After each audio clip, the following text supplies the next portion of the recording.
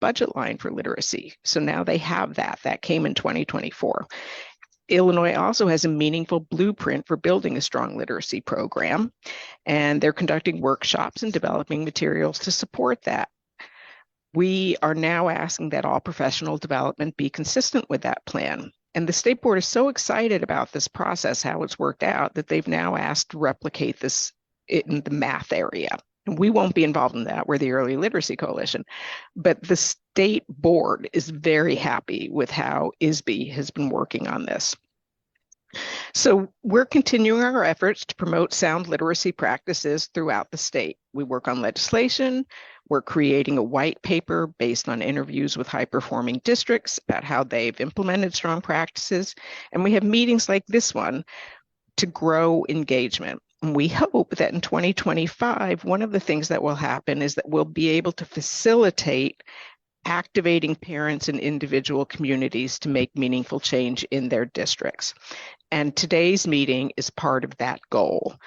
So our speaker for today, Mercedes Wentworth-Nice, is going to show us how to find information on the state report card that can help guide local activism. So at this point, I'd like to introduce Mercedes.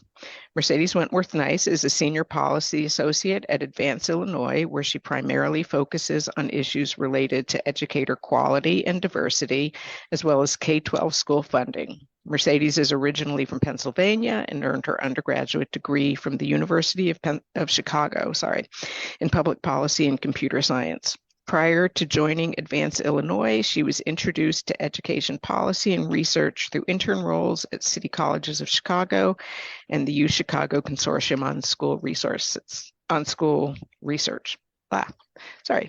Mercedes, I am going to turn it over to you. Thank you. Thanks, Barb.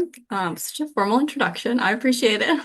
Hi, everyone. Mercedes. As Barb mentioned, I work at Advance Illinois, and this should have been in my bio. I'm a total data geek and nerd, so I'm very excited to talk to you guys about one of the best hubs for data in our state, which is the Illinois State Report Card.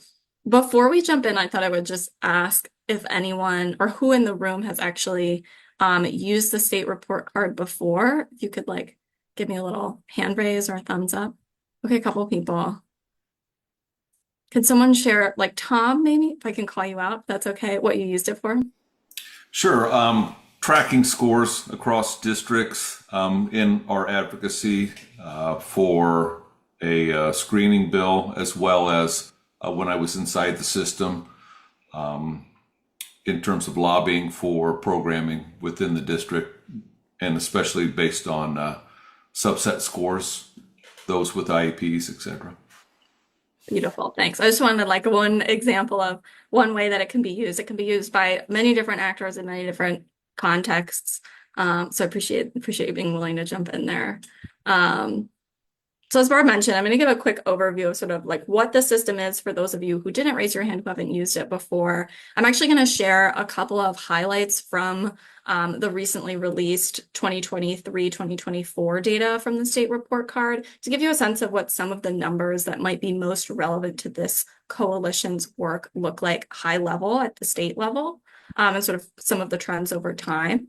And then we'll get into the piece about how to access the report card and where to find some of the key metrics, again, that might be relevant to your advocacy when it comes to early literacy. Feel free to stop if you have questions at any point in time. You can raise your hand or just go off mute. I will not be offended if you interrupt me. Starting with a brief overview of the report card, the Illinois State Report Card is a couple of things. I think this is important to note. It is an interactive website, I think, first and foremost, where you can go and find data about the schools and districts in your community, as well as look at data at a state level, which, as I mentioned, we'll talk about in a second. It's also a spreadsheet. If you are a data nerd like myself and you actually want to pull some of this data and crunch numbers yourself, there's also a massive spreadsheet that is produced every year with all of this information. It was historically a PDF, and those PDFs, I think, go through 2012 or 2016, somewhere in there. So if you ever see something floating around that says Illinois State Report Card, that was sort of the old form of production. It's been around since the 1997 school year. So it's been reported or been produced in several different forms. And it's for a lot of different people for a lot of different purposes. It can be used by district and school leaders to understand their own data to inform continuous improvement. It can be used by parents to help advocate for changes in a school. It can be used by policymakers to make decisions about what kinds of resources schools need. Used by advocates for the same reason, used by community leaders to understand what they need from schools and districts in their community and what they are and aren't getting. Obviously can be used by researchers to understand trends and maybe causal relationships in certain aspects of our system. And then anyone else who wants to know more about Illinois pre-K through 12 education. So again, it's a big system, spans a lot of uses. And so we'll sort of talk about it in the context of early literacy a little bit more today. But I think there's, no shortage of ways to leverage this data in your life generally.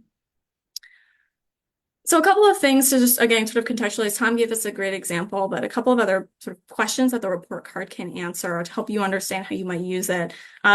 First, just how many students in my school, district, or state, you can look through any of those lenses, are entering kindergarten demonstrating readiness across various developmental areas. That's an example of a question. Kindergarten readiness is an outcome. How many students are demonstrating proficiency on that outcome in a particular year? Maybe how many students in my school district or state are reaching proficiency in English language arts? Obviously very relevant to this coalition. You can also look at things like how do academic outcomes like kindergarten readiness or English language arts proficiency vary by grade level, or how do they vary by student demographic, or how have they changed over time? You can also look at how does my school or my district compare to similar schools in similar districts or compare to the state at large. You can also look at non-test outcomes like what do attendance and chronic absenteeism in my school district or state look like. And then you can also look at different inputs like how many teachers does my school have? How much is my school spending per student? And what's the average class size in my school or district? And so it's not just about student outcomes, it's also about what are the resources being offered in a particular school or district. So I'm going to go through a little bit of the data at a high level, and then we'll sort of give a quick tutorial on how to actually use the report card and some of the key and sometimes hidden features of the report card. So starting with some of the metrics I just sort of alluded to in that list of questions, I want to start by sharing some data on kindergarten readiness. So kindergarten readiness is measured by something called the KIDS assessment in Illinois, which is an observational assessment that teachers administer at the beginning of the year that helps us understand how ready kindergartners are coming in across 3 different developmental areas: language and literacy development, math, and social emotional learning. And this is really critical because it's a way of saying, based on the early experiences that these children have had before they've even entered our pre-K through 12 system, where are they at academically and social emotionally? These are students that are too young to take standardized assessments like the Illinois Assessment for Readiness or NAEP or any of these things. So this is our way of understanding how well prepared are they by our early childhood system. This metric has been around for at least 6 years, and I think was sort of instrumental in helping the state understand that actually there were some big gaps in how kids were coming into kindergarten in Illinois that have led to some of the significant investments the state's making in our early childhood system right now. So it's a really important window into how that system is functioning, how kids are coming into pre-K through 12, and it's also predictive of how kids perform later on. And so, that readiness matters, but it's also been shown in recent research that when kids come in further behind in kindergarten, schools can catch them up. They just need to know that they have to do that. And so you can see some of the data here over time, the percentage of children entering kindergarten who are rated ready for kindergarten across all 3 of those areas up top in green, across 2 of the 3 developmental areas in yellow, in 1 of the developmental areas in orange, and then across 0 of the developmental areas in gray. And you can see over time, the percentage of children, of kindergartners who are measured as demonstrating readiness across all 3 of those areas has increased incrementally, but still less than a third of kindergartners that are sort of fully ready when they're assessed. Sorry. Because this is the Early Literacy Coalition, I thought you'd be interested in looking at this particular breakdown of the data, which takes a look at how are kindergartners coming in terms of the readiness across these developmental areas. So you can see here, 58% of kindergartners are coming in ready on the social emotional development area.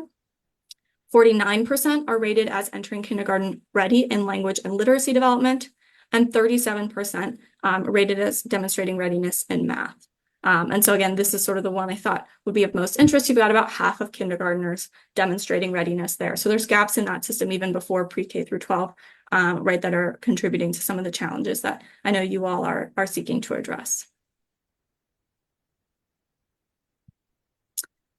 The last one, I don't want to take up too much time, so I'm not going to describe the slide in detail, although I will share the slides in the chat, actually, so you all can access them, because I'm sure you all love looking at data in your free time. But there's really significant gaps across race and ethnicity on the kindergarten readiness assessment. Our Latino children in particular are significantly less likely to be to appear ready when they start kindergarten based on this assessment. And so there's sort of gaps in early learning experiences and early childhood experiences that are contributing to some of the racial inequities that we see, as well as economic inequities. That's not reflected here, but is true as well, that we see in our pre-K through 12 system. And all of these kinds of things, like what do, again, these measures look like by student subgroup, by race, ethnicity, by income, for students with disabilities, all these things can sort of be interrogated further on the report card. The next outcome I want to speak to is proficiency on the English language arts assessments in Illinois. This one, maybe you guys have talked about this, so sorry if you have, but I think it's exciting as a state when it comes to our overall proficiency in English language arts. We've actually exceeded the level of proficiency that we saw pre-pandemic. So proficiency just means that students are above a particular cut score that we have as a state have deemed this is our target. We want to get all our kids to this level on the IAR or the SAT. And so it doesn't tell you about how many kids are way above that level or way below that level, but it does tell you something about sort of the progress we're making in our English language arts abilities among students. And so again, pre-pandemic, 38% of students were proficient in ELA. In 2024, we've got 41% proficient in ELA, and you can see how that changed over time with the pandemic. As Barb mentioned, that was sort of one of the factors that helped contribute to this coalition coming together. But now we've seen some recovery from that. And that recovery extends across race, ethnicity. It extends across income and disability as well. I'm showing just race, ethnicity here. So all students across all groups saw that decline during the pandemic. On average, we're seeing improvement that exceeds pre-pandemic proficiency in 2024. There's also really massive gaps, which I'm sure you guys have talked about before, between students of different races and ethnicities when it comes to their English language arts proficiency. There's also, this is kind of a crazy chart, so I apologize, but there's also some interesting trends happening around grade that I think, again, because you all are the Early Literacy Coalition, I thought would be prudent to mention. So when we look across grade level at trends in proficiency in ELA, you can see that most grade levels here, and they're all kind of squishing together, but most grade levels have seen improvement that exceeds pre-pandemic proficiency, except for grade 3. So your grade 3 students in 2023, 36% were demonstrating proficiency on the IAR, and today in 2020, or last year in 2024, only 31% demonstrated that level of proficiency. And so it's the one sort of place that we're not seeing as consistent of improvement in addition to in high school. So I'm not going to dwell on that because this is early literacy, but we're also definitely seeing some challenges in high schools. Barb mentioned earlier the NAEP. So it sounds like you guys have looked at NAEP data before. That is sort of a national version of this assessment. So it's given every 2 years. It only tests a subsample of or sample of students across the nation. So when you look at proficiency rates on the NAEP, they might look a little bit different than the proficiency rates in Illinois because it's a different test and it's sort of a national criteria. Whereas in Illinois, we set our own criteria, which relatively speaking are fairly high on our own state assessment. So this might look different than some of the numbers that you've seen before. I'm going to pause if there's any questions.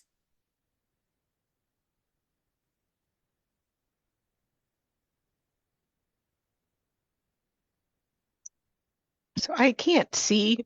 I can only see 6 pictures at one time. I don't know if Mercedes can see everybody, but if you do have a question, just speak up. Don't raise your hand because I don't think we can see it.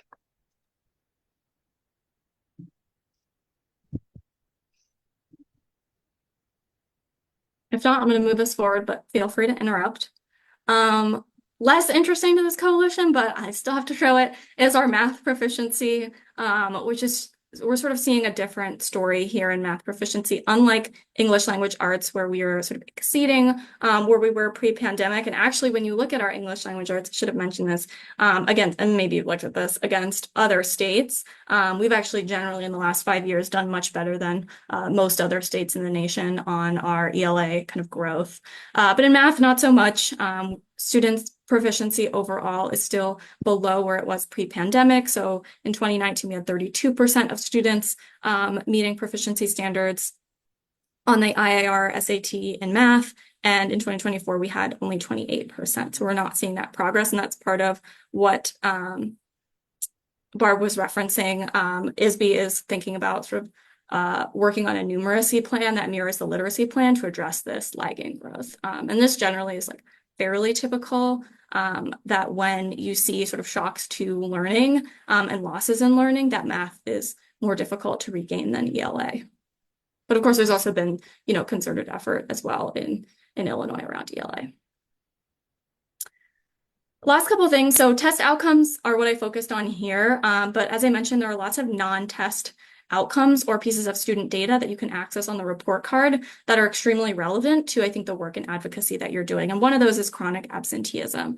So chronic absenteeism is the percentage of students in a school district, or in this case, we're looking at the state, who are absent for 10% or more of the school year. Those could be excused or unexcused absences. It just tells you that they were not in school and that they were missing instructional time for a certain percent of the school year. And this is something that Illinois and all other states collect. It's a federal requirement, and it's a really strong predictor of test scores generally, as well as your overall educational attainment. So your likelihood of graduating, things like that, particularly even in the early grades, can be a strong predictor of your later outcomes, such as graduation.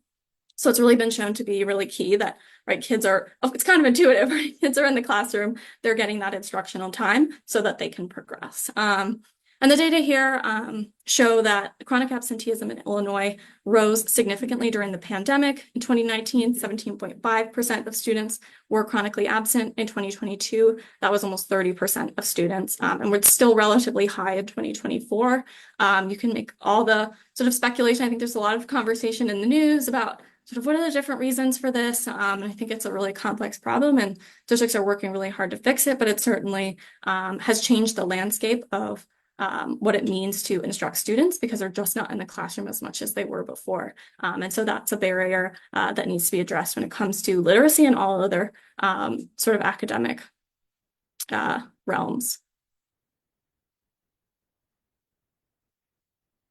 You can also see here, again, some of the gaps across race and ethnicity, some of the inequities across income and disability as well, which are really profound in chronic absenteeism.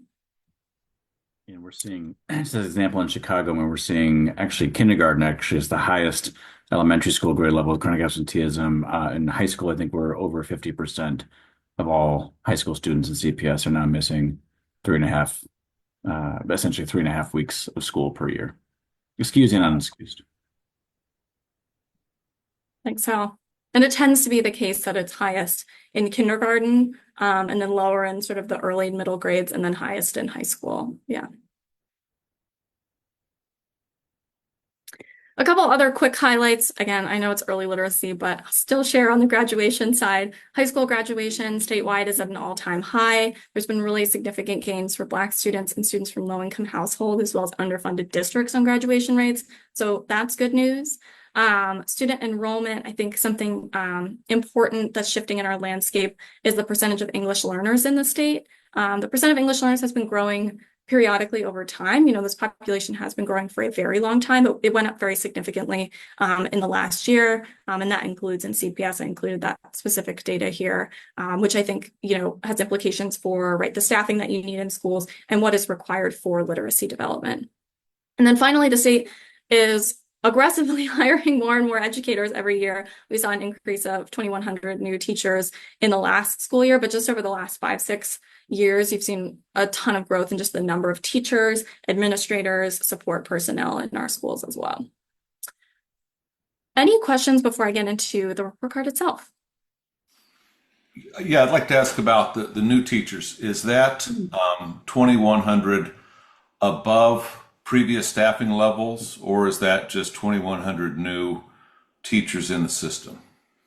Above previous staffing level. So in terms of new like positions, Okay, thank you. yeah, the number of new educators would probably be closer to like 7,000, 5 to 7,000. My question on that would also be those new teachers, are they certified teachers or are they instructors? Because we have a district in our area that has an overabundance of instructors that have a bachelor's in something else. So that may be skewed a little.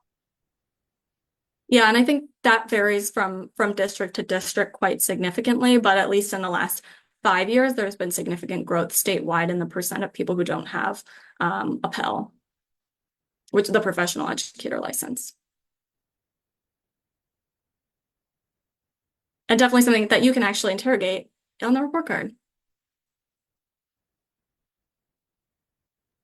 So in the report card, there is a spot that tells whether they do hold a Pell or whether they're an instructor.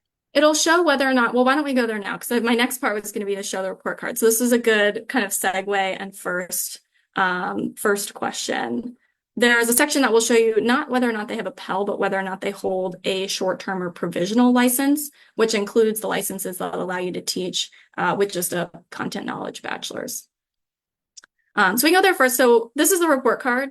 For those who haven't seen it, I know many of you on this call have. This is the interactive tool portion of the report card. When you get to this landing page, you can both look at the state level data down here by looking at the state snapshot, or more likely, you can go ahead and type in a district. Does someone want to give me, or a school, a sample district to look at while we peruse? The one closest to us is Kankakee School District. And I know they have a lot of instructors, so. Perfect. Yeah. So we'll look at Kankakee. Thank you. So when you get to Kankakee's homepage, you'll see a little bit of information about the district here. You'll see there are sort of like buttons you can click here. I actually don't use these, so I won't get into them, but that show you some of the metrics that you can explore that I think are most used. But I prefer to kind of work from this menu on the left here. So when you look at this menu, you can see different categories of metrics that might be of interest. For example, academic progress contains all of those kind of test outcomes that we spoke to, like proficiency on the IAR and on the SAT and things like that. The equity journey continuum is a new thing. I don't actually want to get into that in this call. District environment will tell you more about some of the context that your kids are in. This actually tells you about the kindergarten readiness, because that's not a district outcome. It's sort of the environment that the district is sort of supporting students in. It'll tell you about school and district finances, the number of school days, and the climate survey, the 5 essentials survey. Students will tell you more information about students, so their enrollment, their demographics, enrollment in advanced programs, things like that. Their chronic absenteeism and attendance rates are going to be in this section. Accountability will tell you about the accountability system, so where your school or district falls in terms of their summative designation and whether or not they're receiving school improvement funds from the state. Then you've got information about teachers, administrators, individual schools down here, and then old assessments at the bottom. So if we want to look at, as an example, the metric that Dawn just spoke to, which is short-term or provisional teachers. Again, this is under the teacher bucket. This tells you about, you can see at the top here, there'll be a definition. So you can sort of peruse that, but I'll just say high level. This is a percent of teachers who they may have a Pell, but they hold a short-term or provisional license that allows you to teach or teach in a content area that you don't have a full Pell for. So you can see in Kankakee at a district level, according to this, only 4 teachers in the district, so 1.6% of teachers have a short-term or provisional license. So that may not actually resonate with your experience, Dawn. So it may be the case that those instructors are not in teacher roles or things like that that would exempt them from this, but that's what the data is showing us here, and you can compare that to statewide. About 3.1% of teachers have these short-term or provisional licenses. So here's an example, right, of what you can do on the report card. You can take a metric, look at it for your district or your school if you've decided to type in a school, compare it to the state. You can also look over time. So at the top, you'll see snapshot. You can pick a year of data, or you can look at trends over time. There's only 2 years of data for this metric, but it'll show you these kind of kooky bar charts that show you that same data for multiple years in a row. So for example, in Kankakee in 2023, we had about 6 teachers with short-term or provisional licenses. In 2024, we had 4. Can you click on out of field teachers? I've never seen that in here. Yeah, this is a new metric. And it basically tells you the percentage of teachers who oh, there you go. That's what I want. That's what you're talking about. Yeah. These are like, I mean, we have a FedEx driver who retired and is teaching first grade in this district. Yep. So those are the people. So right, like, can you hover over it again? Yeah. Okay. Thank you. But see, like, look at the comparison to the state then.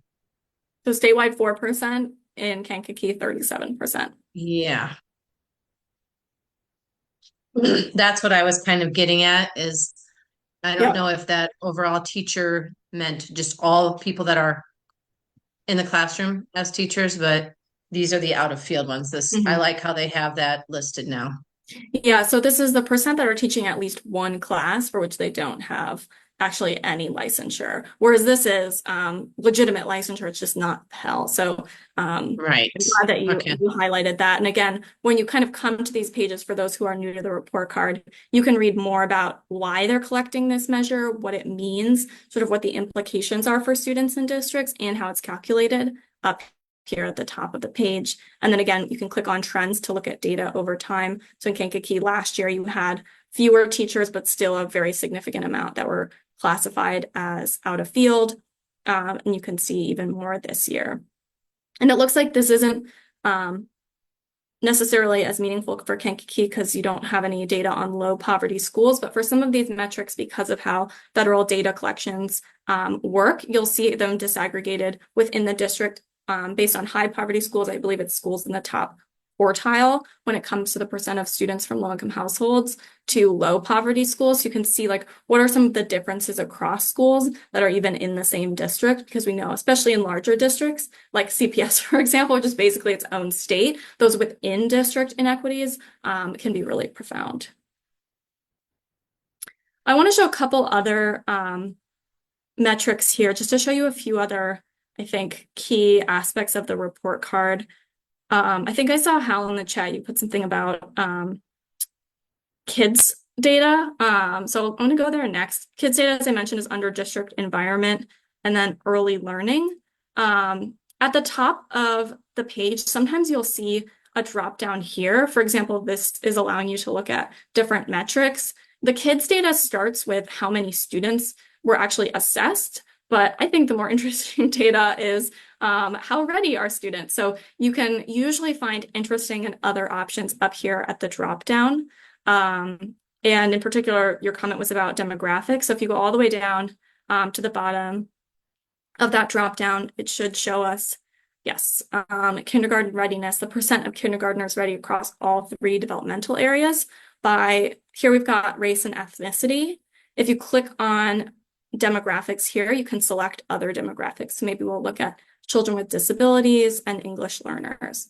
And we can add those to our table here. And again, we can compare the light green, our district, to the overall state. And so generally it looks like for Kankakee across different student groups here, generally more or fewer students are demonstrating readiness on the kids assessment in Kankakee than are statewide, just 11% of students compared to 31% statewide. And then again, you can look at some of this data over time by clicking on the trends button at the top here.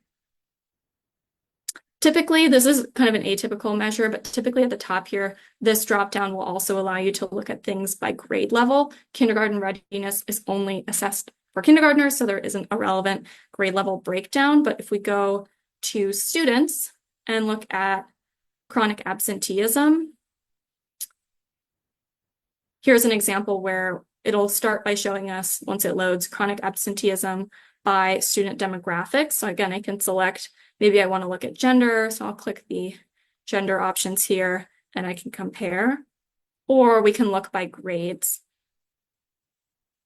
So again, we were speaking to earlier some of the trends in chronic absenteeism by grades. You can see some of that play out here. For example, in Kankakee, 46.3% of kindergartners are chronically absent in 2024.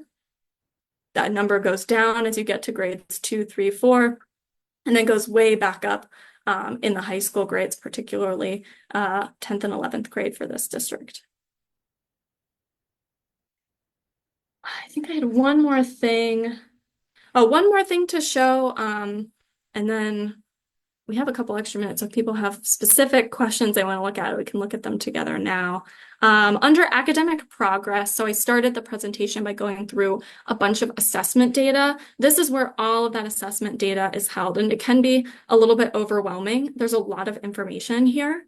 So I'll just sort of talk you through a little bit of what's where. Starting with the IAR. The IAR is the Illinois Assessment of Readiness for grades 3 through 8. When you look at IAR data in Illinois, they'll always show you how students are performing across all of these different performance levels. The ones in green are the performance levels that are above that proficiency cut score, and the ones in red, orange, and yellow below are the ones that are below. So basically, any student that's on this side of the line is deemed proficient, and on this side of the line has not met proficiency standards. These sort of particular designations are set by the State Board of Ed and are actually in a process of resetting these kind of categories of did not meet, partially met, approached right now. They're sort of based on educators and parents and advocates getting together and talking about, you know, what do we expect kids to know at certain grade levels, and then using that to determine these cut scores. Again, here you can look at the data over time. We could go up here and look by grade and demographics as well if we wanted to, and we can flip from ELA to math to explore the other options. So if you just wanted to know in my district, what does ELA proficiency look like for grades 3 through 8 over time? Here you are, it's right here. You know, prior to the pandemic, you had, let's see, we got to do math, 19, over 20% of students proficient. And then today you've got closer to 16% of students proficient in this district. So this district hasn't sort of reached pre-pandemic levels. And if you wanted to hone in on really the early grades with the focus on early literacy, you might say, I just want to look at grade 3. And I want to look at that over time. And here we go. Now I can see what grade 3 literacy looked like, or sorry, not literacy, ELA performance looked like in this particular district.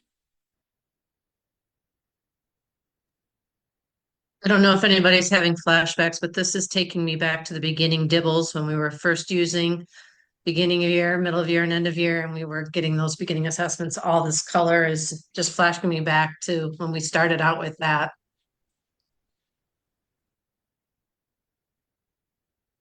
Meredith, Mercedes, did you see that that Kate Ferrianti has a question in the chat about how to look at vacancies and in particular SPED vacancies?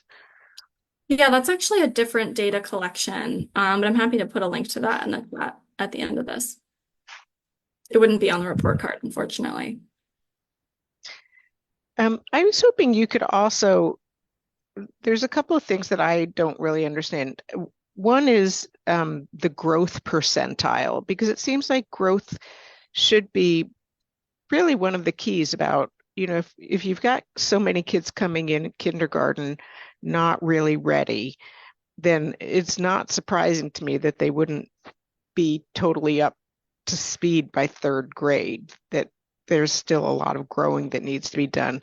But I'm curious to see how they grow from year to year if this school is giving them more than a year's worth of benefit, or at least a year's worth of benefit. That's a really good question that actually cannot be answered with the data that's on the report card, is by my understanding. So it's a really, really good question though. But there is growth data here. So I'm happy to just like talk a little bit about what it is and what it can answer. There's 2 types of growth data that they report, I'm only seeing one here. So I'll just talk about the one that's here. This is a cohort growth percentile, which basically allows you to compare students across different demographics. So it doesn't really tell you anything about how much students are growing.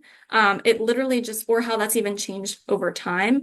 It literally just allows you to compare within a year. So basically the way they do this is they compare students within sort of similar proficiency levels or sort of scoring levels in the prior year. So they sort of compare them to each other and say, you know, how much did you grow from one year to the next compared to a similar student? And the average is always, it's a percent. So the average is always 50. So that's why you can't really, the 50 doesn't tell you anything. It just means this is the average amount of growth. And then here, what they're showing you, it's kind of a weird way to look at it. I'm going to look at it by demographics because I think this is a little bit more intuitive. Let's look at, well, look at gender. So here again, statewide, the cohort growth percentile is 50 because that's, like I said, it's always going to be 50. Kankakee on average in general is growing kids a little bit less than that. And again, this is even accounting for, you know, their starting proficiency level or overall score level. So they're growing less than students in the state on average. And then when we look at, you know, male and female students, you could see female students are in a sort of higher growth percentile in Kankakee than male students by not a huge margin.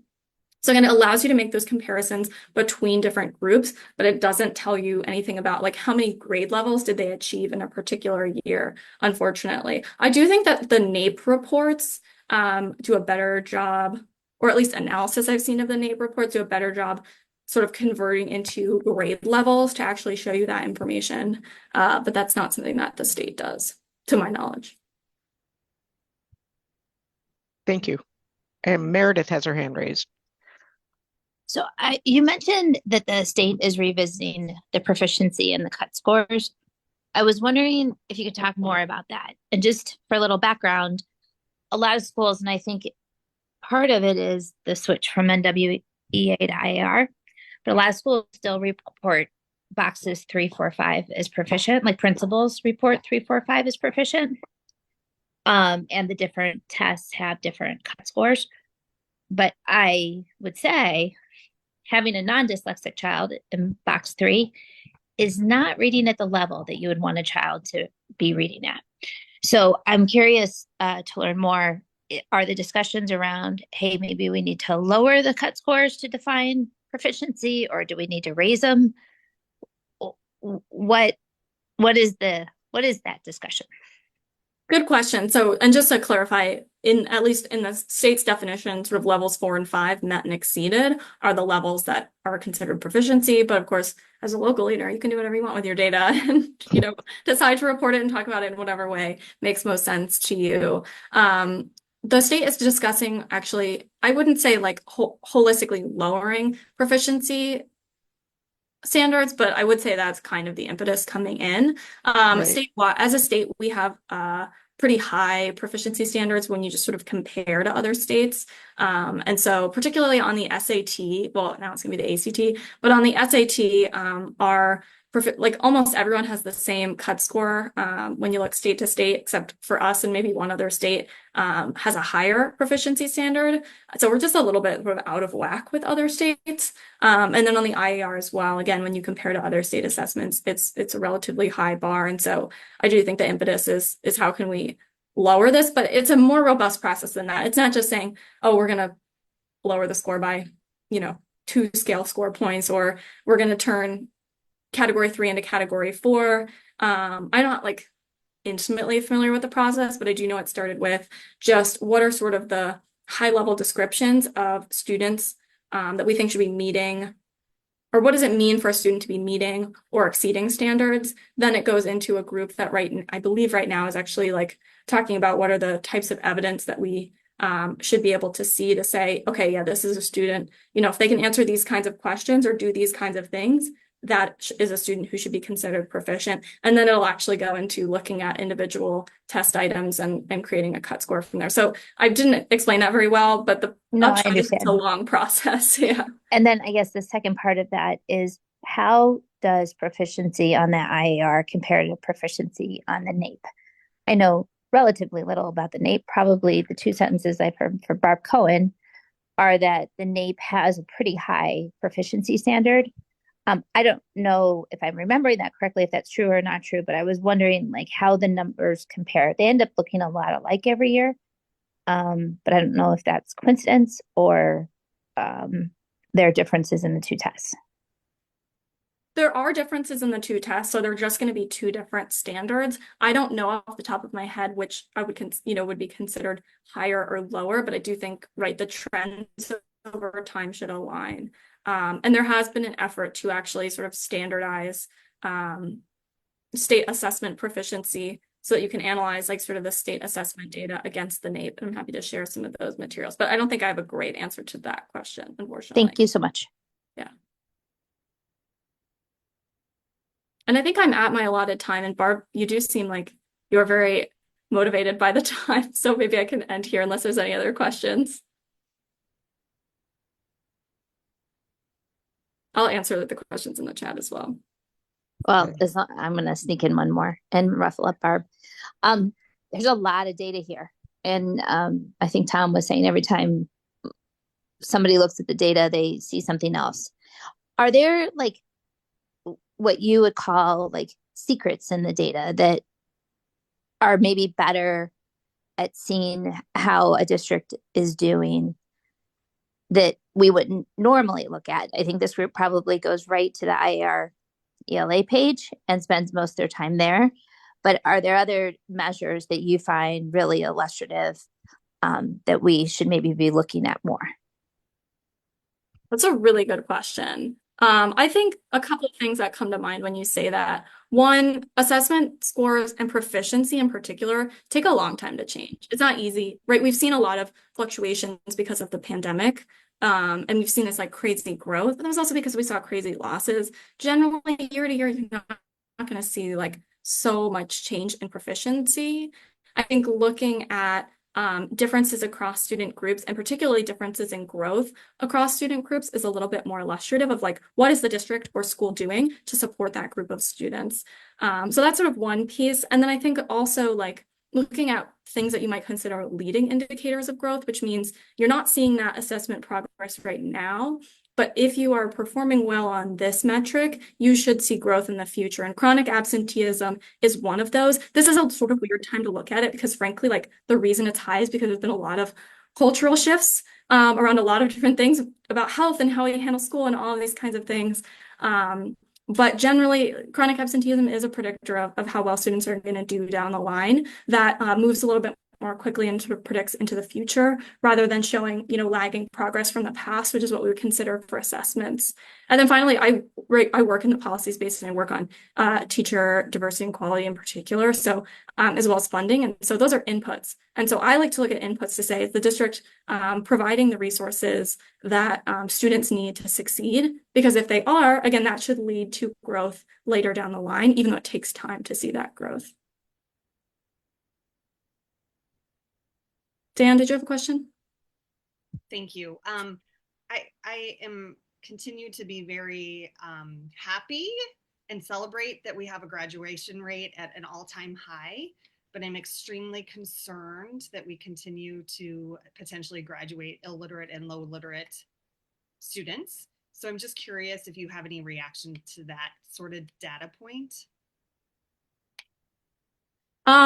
This is a good one. I've been talking about this with people at work recently, and I don't have a good answer for why graduation rates and proficiency look different. I honestly share your skepticism about that. That makes me concerned about the standards that we're holding students to, but I just don't know enough about why that's happening and where some of the growth in graduation rates is coming to really speak to it affirmatively. But again, I do personally share some of your anxieties. Mercedes, I'm a little embarrassed now about my obsession with the clock. Oh my gosh, I'm sorry. I didn't mean to call you out. Okay. That's okay. But thank you so much. This has been great, really, really helpful. And clearly people have lots of questions. So I am just grateful to you for taking the time to walk through this with us. I hope people will feel a little more comfortable diving to it yourselves. My big message would be that nothing bad is going to happen if you click a button. So you're not going to explode your computer or anything. So seriously, just start poking around, and it's a good thing. Mercedes, I think there's things coming up in the chat, and I'll let you maybe look at them.